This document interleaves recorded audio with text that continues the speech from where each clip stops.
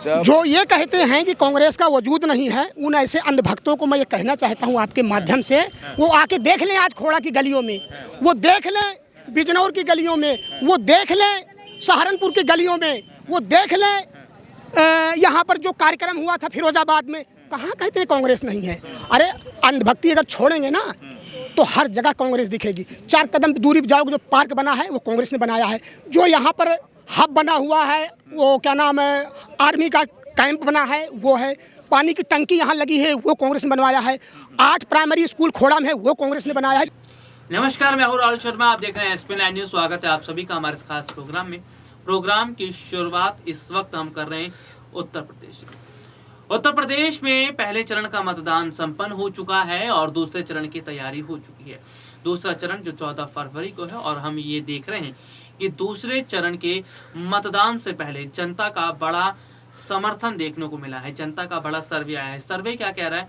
जनता दूसरे चरण के मतदान में किसके साथ खड़ी रहेगी और क्या है, किस आधार पर वोट करेगी, ये समझने वाली बात है।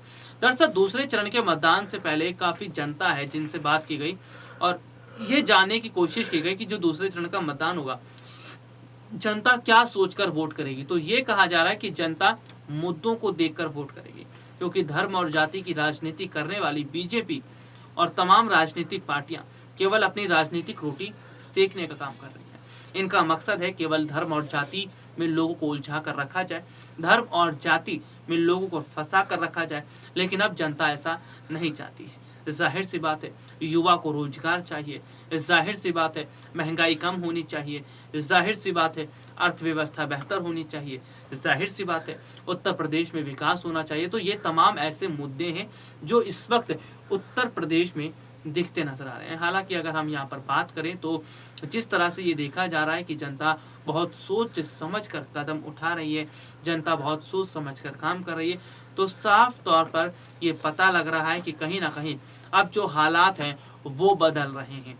जनता का मन बदल रहा है, क्योंकि 2017 के समय हमने देखा कि जनता ने बीजेपी को समर्थन किया था, योगी आदित्यनाथ आए, लेकिन 5 साल योगी सरकार ने कुछ नहीं किया। जनता बहुत आस लगाकर बैठी थी, शिक्षक आस लगाकर बैठे थे और उनकी मांग थी कि जो शिक्षक है उनकी जो बहाली है उसको आगे किया जाए, जो कॉन्ट्रैक्ट था उसको आगे बढ़ाया जाए। लेकिन ये सब कुछ करते योगी आदित्यनाथ नजर नहीं आए, क्योंकि योगी सरकार का मेन फोकस, मेन जो मुद्दा था वो राम मंदिर था, हिंदू मुस्लिम करना था।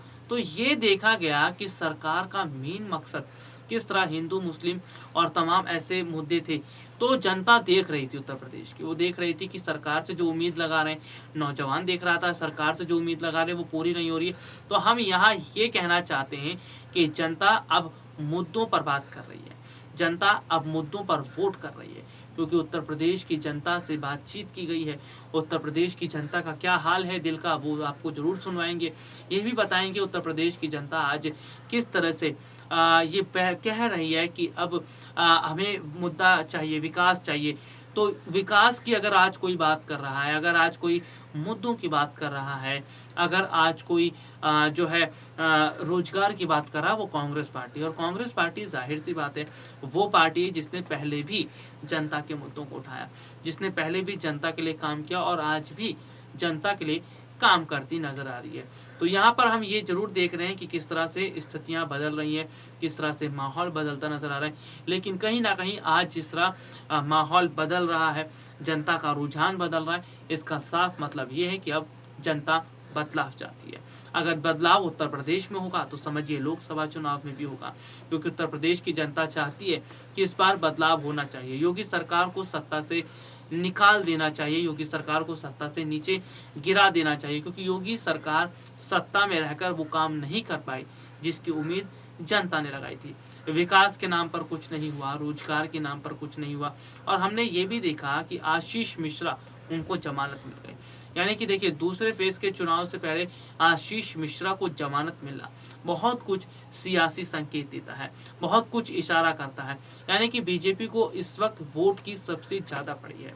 बीजेपी इस वक्त वोट के बारे में सोच रही है, किसानों से हमदर्दी इसलिए दिखा रही है क्योंकि किसान जो है वो नाराज चल रहे थे। तो ये देखा जा रहा है कि जिस तरह से जो किसान आंदोलन कर रहे थे वो ठंड में मर जाते हैं, जो किसान आंदोलन कर रहे थे, उन्हें तमाम तरह की परेशानियां थी। तो कहीं ना कहीं यहाँ पर अगर हम बात करें तो आज हालात जो है वो अलग होते नजर आ रहे हैं। हालांकि अगर हम बात करें ग्राउंड रिपोर्ट की, तो कुछ रिपोर्ट है, कुछ खबर है, हम आपको ज़रूर दिखाना चाहेंगे। कैसे आज उत्तर प्रदेश की जनता बीजेपी से नाराज़ है, कैसे आज उत्तर प्रदेश की जनता बीजेपी की खिंचाई करती नजर आ रही है। तो यहाँ हम देख रहे हैं कि हालात बदल रहे हैं, वक्त बदल रहा है। पहले के जो मुद्दे रहे हैं उनकी जंजीरों को लोग तोड़ रहे हैं। लोग धर्म और जाति की जंजीरों को तोड़कर आगे बढ़ते नजर आ रहे हैं। धर्म और जाति की जंजीरों को जिस तरह तोड़ा जा रहा है, धर्म और जाति की जंजीरों को तोड़कर जिस तरह काम किया जा रहा है, ये साफ मतलब है कि जनता अब समझदार हो चुकी है।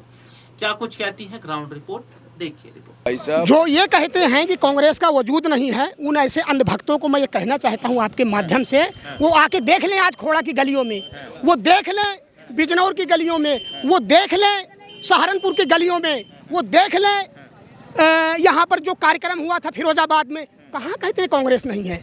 अरे अंधभक्ति अगर छोड़ेंगे ना तो हर जगह कांग्रेस दिखेगी। 4 कदम दूरी पर जाओगे, जो पार्क बना है वो कांग्रेस ने बनाया है। जो यहाँ पर हब बना हुआ है, वो क्या नाम है, आर्मी का कैंप बना है, वो है। पानी की टंकी यहाँ लगी है, वो कांग्रेस ने बनवाया है।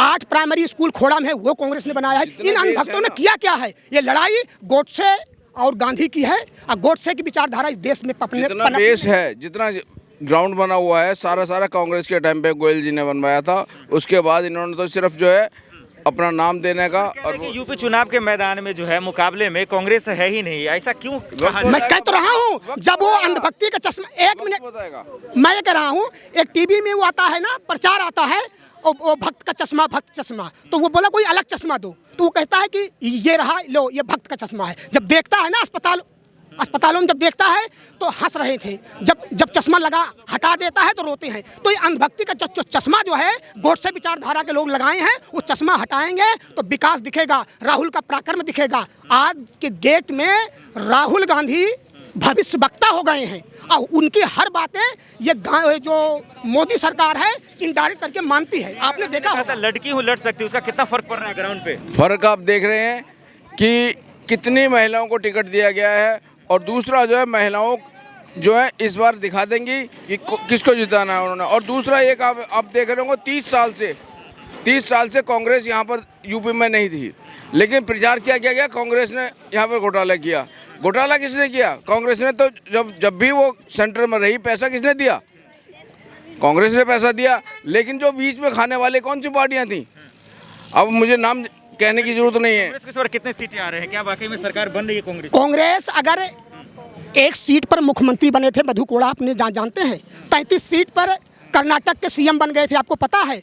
तो कांग्रेस, ये भी हम नहीं कह सकते कि हमारा भी सीएम बन सकता है। परिस्थिति ऐसे राजनीति में कुछ भी हो सकता है, इसलिए लड़की हूँ लड़ सकती हूँ कि आधी आबादी है इस देश में महिलाओं की। अब महिलाओं का जो सबसे बड़ा जो है दुष्प्रचार, अनादर, वो जो है भाजपा पार्टी में है। भाजपा पार्टी का जो मुखिया है, जो देश का प्रधानमंत्री है, वो अगर महिलाओं का सम्मान नहीं किया है।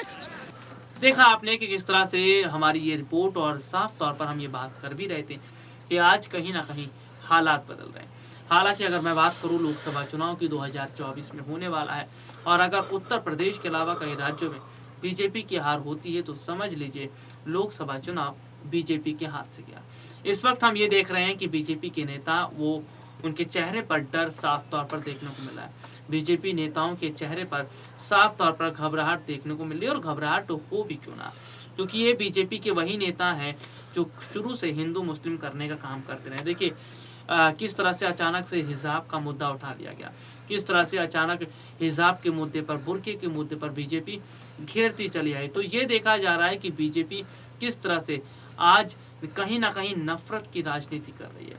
बीजेपी कहीं ना कहीं नफरत फैलाने का काम कर रही है, और जिस तरह नफरत की राजनीति कर रही है, नफरत फैलाने का काम कर रही है, इसे देखकर ये समझ में आ रहा है कि जनता वाकई चाहती है बदलाव हो जाना चाहिए।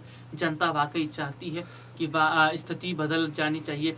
तो फिलहाल हम ये देख रहे हैं कि कहीं ना कहीं आज बहुत बड़े स्तर पर जो चीज़ें बदल रही हैं, बहुत बड़े स्तर पर जो बदलाव हो रहा है, इसका साफ मतलब है कि अब जनता समझदार हो चुकी है। अब जनता मौका देकर बदलाव करने की बात कर रही है, और मौका देकर जिस तरह जनता बदलाव की बात कर रही है, इसका साफ मतलब है कि वाकई अब फैसला बदल रहा है, वाकई अब स्थिति बदल रही है। और जिस तरह स्थिति बदल रही है, समझ लीजिए कि अब जनता जाग चुकी है और अब बीजेपी की नींद उड़ती नजर आ रही है। आज के लिए इतना ही, आपसे फिर दोबारा मुलाकात होगी, तब तक ले जा दीजिए, नमस्कार।